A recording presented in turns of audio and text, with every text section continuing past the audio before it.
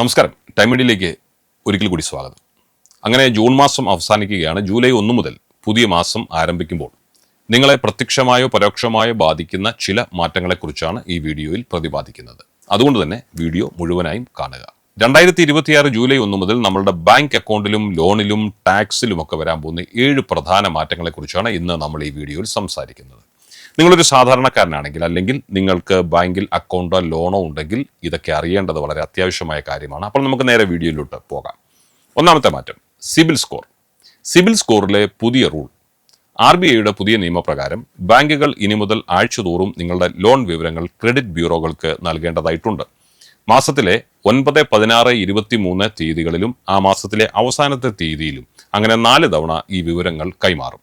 ഇതിന്റെ ഗുണം എന്താണെന്ന് വെച്ചാൽ, നിങ്ങളൊരു ലോൺ അടച്ചു തീർത്താൽ പഴയതുപോലെ മാസങ്ങൾ കാത്തിരിക്കാതെ ദിവസങ്ങൾക്കുള്ളിൽ തന്നെ നിങ്ങളുടെ സിബിൽ സ്കോർ വർദ്ധിക്കുന്നതാണ്. എന്നാൽ ശ്രദ്ധിക്കുക, EMI അടയ്ക്കാൻ മറന്നുപോയാൽ അതും പെട്ടെന്ന് തന്നെ സ്കോറിനെ മോശമായി ബാധിക്കും എന്നൊരു വശം കൂടി ഇതിനുണ്ട്. അതുകൊണ്ട് അത് ശ്രദ്ധിക്കണം.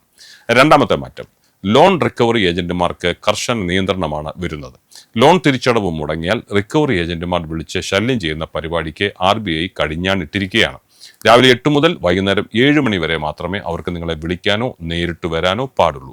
നിങ്ങളുടെ കുടുംബാംഗങ്ങളെയോ സുഹൃത്തുക്കളെയോ സഹപ്രവർത്തകരെയോ വിളിച്ച് ശല്യം ചെയ്യാൻ അവർക്ക് യാതൊരു അവകാശവുമില്ല.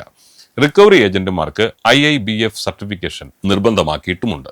മാത്രമല്ല, നിയമം ലംഘിച്ചാൽ ബാങ്കുകൾക്ക് വൻ പിഴ ഈടാക്കുന്നതുമാണ്. ഇനി മൂന്നാമത്തെ മാറ്റം, ഓൺലൈൻ തട്ടിപ്പുകൾക്കുള്ള നഷ്ടപരിഹാരം സംബന്ധിച്ചാണ്. UPI വഴിയോ അല്ലാതെയോ നിങ്ങൾക്ക് ഡിജിറ്റൽ തട്ടിപ്പിലൂടെ പണം നഷ്ടപ്പെട്ടിട്ടുണ്ടെങ്കിൽ 50,000 രൂപ വരെയുള്ള തട്ടിപ്പുകൾക്ക് 25,000 രൂപ വരെ അല്ലെങ്കിൽ നഷ്ടപ്പെട്ട തുകയുടെ 85% വരെ നഷ്ടപരിഹാരം നിങ്ങളുടെ ബാങ്കിൽ നിന്ന് ലഭിക്കുന്നതാണ്. എന്നാൽ തട്ടിപ്പ് നടന്ന 5 ദിവസത്തിനുള്ളിൽ 1930 എന്ന നാഷണൽ സൈബർ ഹെൽപ്പ് ലൈനിലും സ്വന്തം ബാങ്കിലും നിങ്ങൾ പരാതിപ്പെട്ടിരിക്കണം എന്നതാണ് ഏറ്റവും പ്രധാന നിബന്ധന. നാലാമത്തെ മാറ്റം, ആദായ നികുതിയിലെ ഇൻകം ടാക്സിലെ മാറ്റങ്ങൾ സംബന്ധിച്ചാണ്. 2025-26 സാമ്പത്തിക വർഷത്തെ income tax return ITR file ചെയ്യാനുള്ള അവസാന തീയതി ജൂലൈ 31 ഇത് തെറ്റിച്ചാൽ 5 ലക്ഷത്തിന് മുകളിൽ വരുമാനമുള്ളവർക്ക് 5,000 രൂപ വരെ പിഴ അടയ്ക്കേണ്ടി വരും. കൂടാതെ പുതിയ ഇൻകം ടാക്സ് ആക്ട് 2025 നിലവിൽ വന്നതോടെ പഴയ സാമ്പത്തിക വർഷം, അസസ്മെന്റ് വർഷം എന്നീ ആശയക്കുഴപ്പങ്ങൾ ഒഴിവാക്കി ഇനി മുതൽ ടാക്സ് ഇയർ എന്ന ഒറ്റ പേരിൽ മാത്രമാകും ഈ കാലയളവ് അറിയപ്പെടുക. കോംപ്ലിക്കേഷൻസ് എല്ലാം മാറിയെന്ന് അർത്ഥം. മാറ്റം 5, ഇൻഷുറൻസ് പോളിസികളിലെ സറണ്ടർ വാല്യൂ. ഇൻഷുറൻസ് പോളിസികൾ ഇടയ്ക്ക് വെച്ച് ക്യാൻസൽ ചെയ്യുമ്പോൾ പണം മുഴുവൻ നഷ്ടപ്പെടുന്ന അവസ്ഥ ഇനി ഉണ്ടാകില്ല. പുതിയ IRDAI നിയമപ്രകാരം ആദ്യത്തെ 1 വർഷത്തെ പ്രീമിയം പൂർണ്ണമായും അടച്ചാൽ തന്നെ പോളിസി സറണ്ടർ ചെയ്യുമ്പോൾ നിങ്ങൾക്ക് സ്പെഷ്യൽ സറണ്ടർ വാല്യൂ ലഭിക്കാൻ അർഹതയുണ്ടാകും. ആറാമത്തെ മാറ്റം, ആധാർ കാർഡും പാസ്പോർട്ടും സംബന്ധിച്ചാണ്. ആധാർ കാർഡിൽ രജിസ്റ്റർ ചെയ്ത ഇമെയിൽ അഡ്രസ് മാറ്റുന്നതിനുള്ള ഫീസ് ജൂലൈ 1 മുതൽ ഡിസംബർ 31 വരെ UIDAI പൂർണ്ണമായും സൗജന്യമാക്കി വെച്ചിട്ടുണ്ട്. ആധാർ ആപ്പ് വഴി ഇത് നിങ്ങൾക്ക് സൗജന്യമായി ചെയ്യാം. എന്നാൽ വിദേശത്തേക്ക് പോകാൻ പാസ്പോർട്ട് എടുക്കുന്നവർക്ക് ജൂലൈ മുതൽ ചിലവേറുകയാണ്. 36 പേജുള്ള സാധാരണ പാസ്പോർട്ടിന്റെ ഫീസ് 1,500 രൂപയിൽ നിന്ന് 2,500 രൂപയായി വർദ്ധിപ്പിച്ചു കഴിഞ്ഞു. അപ്പോൾ ഏഴാമത്തെ മാറ്റം, ക്രെഡിറ്റ് കാർഡ് നിയമങ്ങളാണ്.